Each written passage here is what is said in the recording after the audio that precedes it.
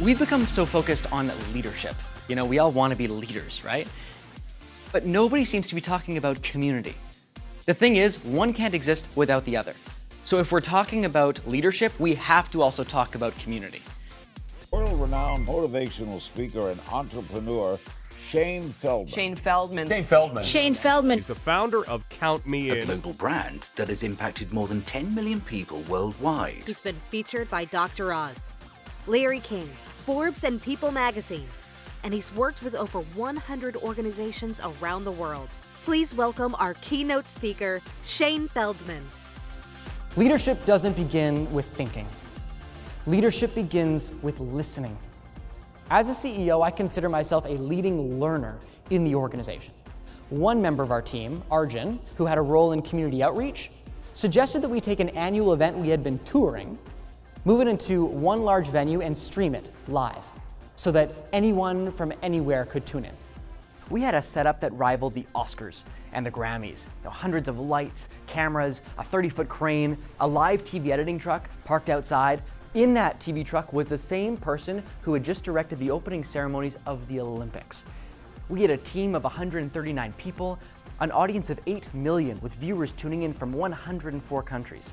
And if Arjun didn't feel heard, if Arjun didn't feel empowered to speak up, if he didn't feel that his ideas had value, he would have never shared them in the first place. We need to celebrate leadership as something that anyone can practice every single day. If we're talking about leadership, we have to also talk about community.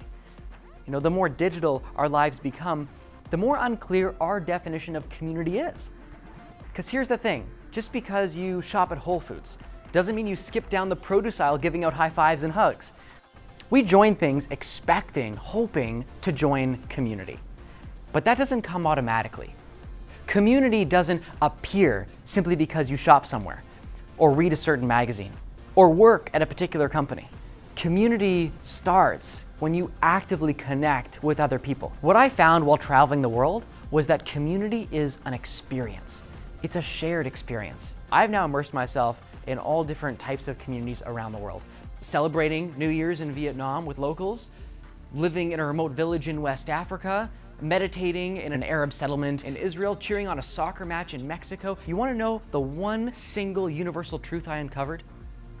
The most successful, happy, healthy people are the ones who intentionally connect with others. In person, in real life, offline, every day.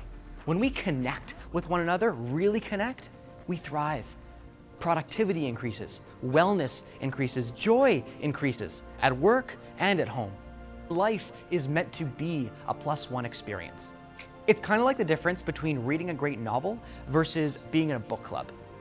Or the difference between watching each of the 8 installments of the Harry Potter franchise on your own versus lining up at the theater for the midnight premiere, dressed in costumes. It's why we'll spend hundreds of dollars on a ticket to see Bruce Springsteen live. Because it's better than listening to him on Spotify in your car. We crave shared experiences with other people in real life. The eye contact, partying together, movement, laughter, it's all universal. And we can each invite a vibrant sense of community back into our lives. There's nothing stopping us from recreating real community right here, in our homes, businesses, and neighborhoods. We all have the power to spark that connection with someone else. So will you? Will you spark that connection? Will you spark more community in your life?